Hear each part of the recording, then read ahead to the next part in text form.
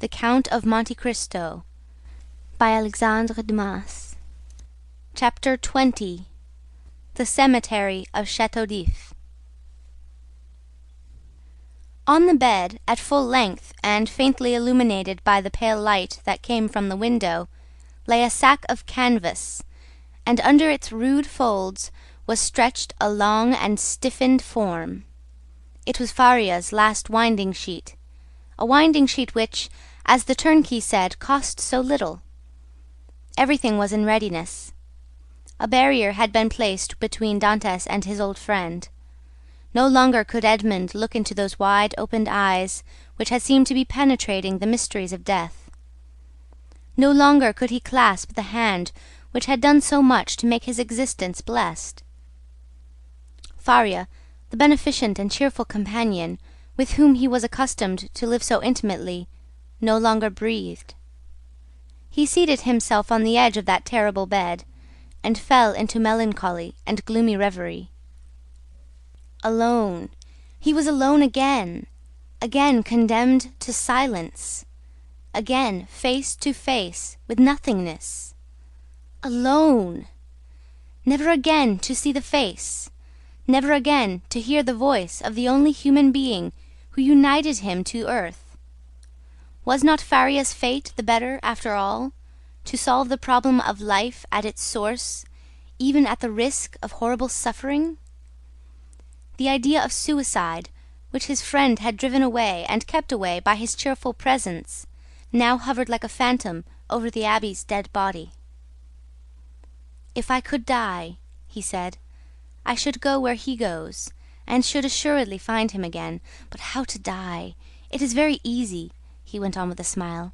"I will remain here, rush on the first person that opens the door, strangle him, and then they will guillotine me."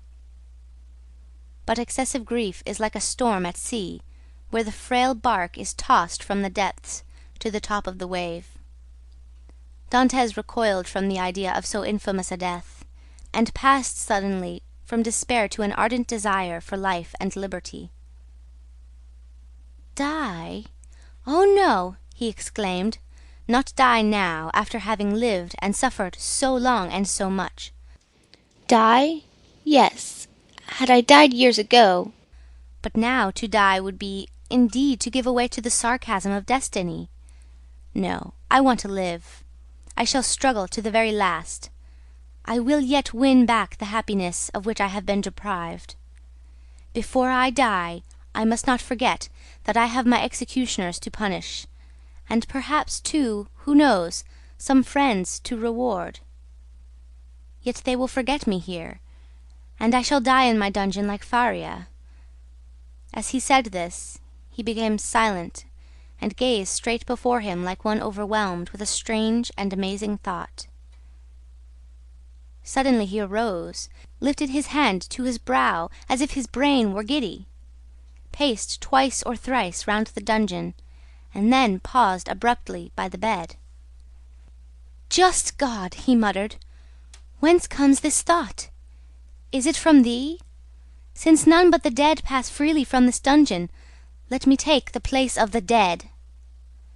Without giving himself time to reconsider his decision, and indeed that he might not allow his thoughts to be distracted from his desperate resolution, he bent over the appalling shroud, opened it with the knife which Faria had made, drew the corpse from the sack, and bore it along the tunnel to his own chamber, laid it on his couch, tied around its head the rag he wore at night around his own, covered it with his counterpane, once again kissed the ice-cold brow, and tried vainly to close the resisting eyes, which glared horribly, turned the head towards the wall so that the jailer might, when he brought the evening meal, believe that he was asleep, as was his frequent custom. Entered the tunnel again, drew the bed against the wall, returned to the other cell, took from the hiding-place the needle and thread, flung off his rags that they might feel only naked flesh beneath the coarse canvas, and, getting inside the sack, placed himself in the posture in which the dead body had been laid, and sewed up the mouth of the sack from the inside. He would have been discovered by the beating of his heart, if by any mischance the jailers had entered at that moment. Dantès might have waited until the evening visit was over, but he was afraid that the governor would change his mind and order the dead body to be removed earlier. In that case, his last hope would have been destroyed. Now his plans were fully made, and this is what he intended to do. If, while he was being carried out, the gravediggers should discover that they were bearing a live instead of a dead body, Dantès did not intend to give them time to recognize him, but with a sudden cut of the knife he meant to open the sack from top to bottom, and, profiting by their alarm, escape. If they tried to catch him, he would use his knife to better purpose. If they took him to the cemetery and laid him in a grave, he would allow himself to be covered with earth, and then, as it was night, the gravediggers could scarcely have turned their backs before he would have worked his way through the yielding soil and escaped. He hoped that the weight of the earth would not be so great that he could not overcome it. If he was detected in this and the earth proved too heavy, he would be stifled, and then, so much the better, all would be over.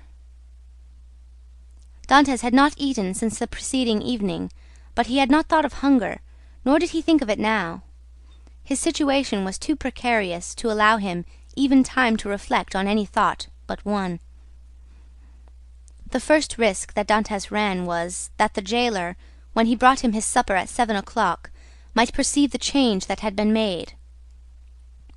Fortunately, 20 times at least, from misanthropy or fatigue, Dantès had received his jailer in bed, and then the man placed his bread and soup on the table, and went away without saying a word. This time the jailer might not be as silent as usual, but speak to Dantès, and seeing that he received no reply, go to the bed and thus discover all. When 7 o'clock came, Dantès' agony really began. His hand, placed upon his heart, was unable to redress its throbbings, while with the other he wiped the perspiration from his temples. From time to time, chills ran through his whole body and clutched his heart in a grasp of ice. Then he thought he was going to die. Yet the hours passed on without any unusual disturbance, and Dantès knew that he had escaped the first peril. It was a good augury. At length, about the hour the governor had appointed, footsteps were heard on the stairs. Edmund felt that the moment had arrived, summoned up all his courage, held his breath, and would have been happy if at the same time he could have repressed the throbbing in his veins. The footsteps, they were double, paused at the door, and Dantès guessed that the 2 gravediggers had come to seek him. This idea was soon converted into certainty when he heard the noise they made in putting down the hand-bier.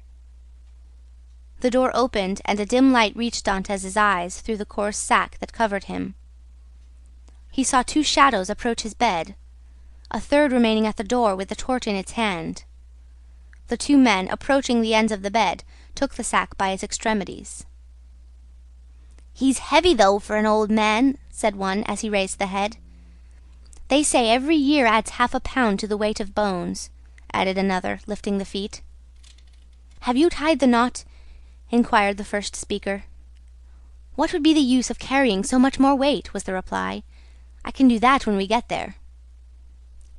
"Yes, you're right," replied the companion. "What's the knot for?" thought Dantès. They deposited the supposed corpse on the bier. Edmund stiffened himself in order to play the part of a dead man, and then the party, lighted by the man with the torch who went first, ascended the stairs. Suddenly he felt the fresh and sharp night air, and Dantès knew that the mistral was blowing. It was a sensation in which pleasure and pain were strangely mingled. The bearers went on for 20 paces, then stopped, putting the bier down on the ground. One of them went away, and Dantès heard his shoes striking on the pavement. "Where am I?" he asked himself.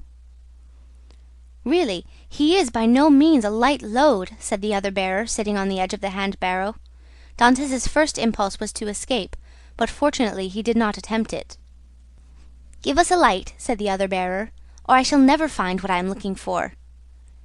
The man with the torch complied, although not asked in the most polite terms. "What can he be looking for?" thought Edmund. "The spade, perhaps." An exclamation of satisfaction indicated that the gravedigger had found the object of his search. "Here it is at last," he said. "Not without some trouble, though." "Yes," was the answer, "but it has lost nothing by waiting." As he said this, the man came towards Edmund, who heard a heavy metallic substance laid down beside him, and at the same moment a cord was fastened round his feet with sudden and painful violence. "Well, have you tied the knot?" inquired the gravedigger, who was looking on. "Yes, and pretty tight too, I can tell you," was the answer. "Move on, then," and the bier was lifted once more, and they proceeded. They advanced 50 paces farther, and then stopped to open a door, then went forward again. The noise of the waves dashing against the rocks on which the chateau was built reached Dantès' ear distinctly as they went forward. "Bad weather," observed one of the bearers. "Not a pleasant night for a dip in the sea." "Why, yes, the abbey runs a chance of being wet," said the other. And then there was a burst of brutal laughter. Dantès did not comprehend the jest, but his hair stood erect on his head.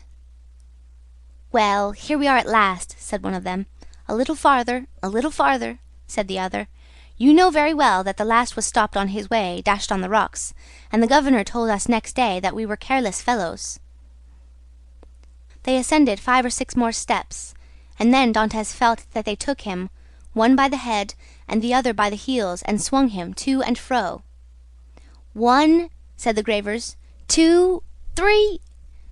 At the same instant Dantès felt himself flung into the air like a wounded bird, falling with a rapidity that made his blood curdle. Although drawn downwards by the heavy weight which hastened his rapid descent, it seemed to him as if the fall lasted for a century. At last, with a horrible splash, he darted like an arrow into the ice-cold water, and as he did so he uttered a shrill cry, stifled in a moment by his immersion beneath the waves. Dantès had been flung into the sea and was dragged to its depths by a 36-pound shot tied to his feet. The sea is the cemetery of the Château d'If. End of chapter 20.